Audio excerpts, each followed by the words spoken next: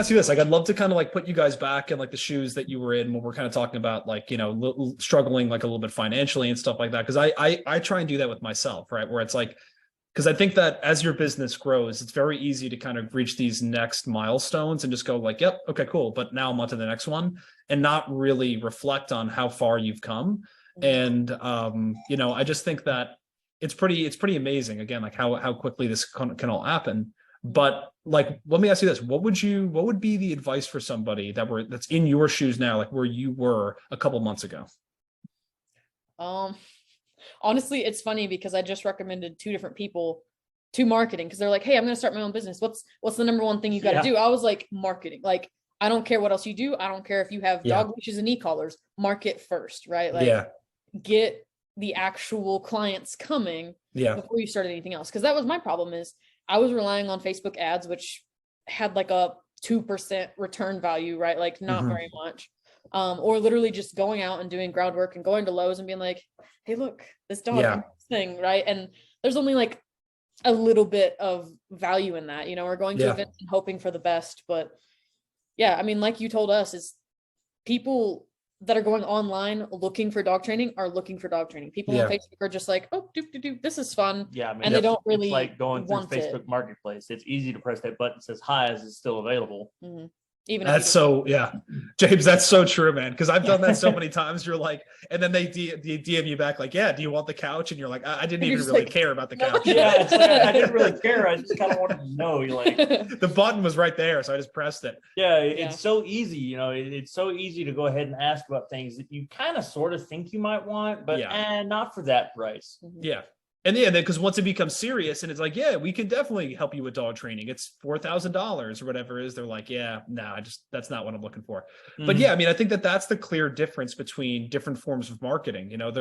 There's hot leads, warm leads, and then there's cold leads. And I think that, Facebook, depending on how you do it, can kind of be somewhere in between like a cold to warm lead.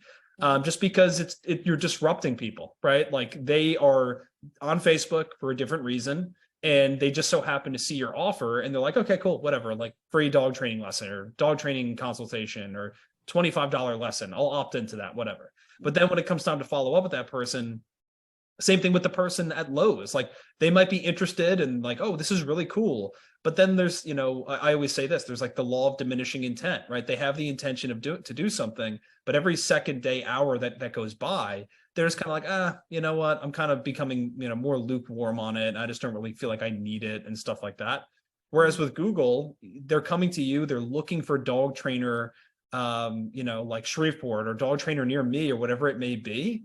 And as long as you can answer that call, capitalize on it and say, hey, let's set up a consultation. Let's set up a time to talk. It's a really high likelihood that that's going to be a really high quality lead.